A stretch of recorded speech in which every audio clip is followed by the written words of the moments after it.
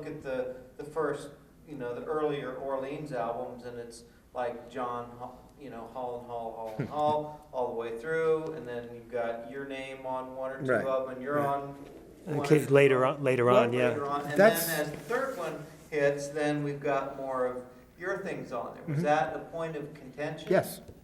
It was all politics. I mean, the bottom line is real simple, and looking back on it, it's very easy to sort out.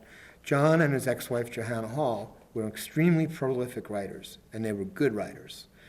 And not every single song they wrote was a Still the One, but still, there are a lot of good songs. So I was writing a lot of songs, Wells was writing a lot of songs, and we couldn't all get everything we wanted on the album. And John and Johanna had the most sway.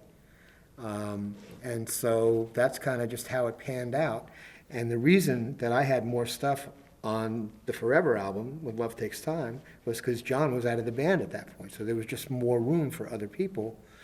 And it's that simple, So if he was here, I would ask him, how did you feel that Larry was singing your songs?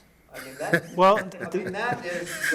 hottest thing about it. Well, the serendipity of that, the weird, cool thing about that was, all right, so John wrote the song, John wanted to sing the song. John sang the lion's share of leads because he wrote the lion's share of songs, but Still the One was out of his range, right? It was too high in the key that made sense on the guitar. Dance With Me, same thing. Larry should take the melody because that's where the voice is. And those became the hits, so Larry sang the hits. And it was that blend of John's writing and Larry's singing and the vocal sound, became the cornerstones of what people know Orleans for. So it's just how it worked out. It was like case in point. Well, should Larry have sung more songs? Well, probably, but it is more about who has the ball. And it also is it's a perfect example of what I was saying about Chuck harnessing the strengths. I mean, I was the right voice for those songs. John wrote the songs, they were the right songs. And so you put what works. And obviously he was right because they're still playing them on the radio. So it's easier for a producer to go, wait a minute, you need to sing that. We're going to do this song, he's going to sing it, we're going to do it like that. And, there could have been a lot of things different people could have sung different songs, whatever, but that's what, it came out the way it came out. It's interesting that all these things happen at an age where we don't get it.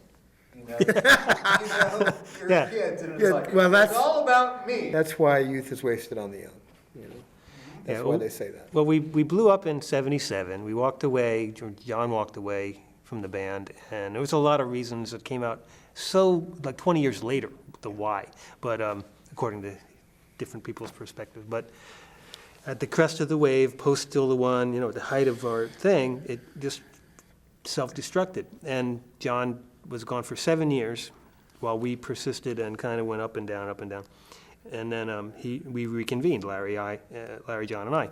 And from '84 up until last year, 2006, it was the three of us with one or two others, fairly stable. But the core band, the three of us, because Wells passed away in '84, and that was that. So up until, a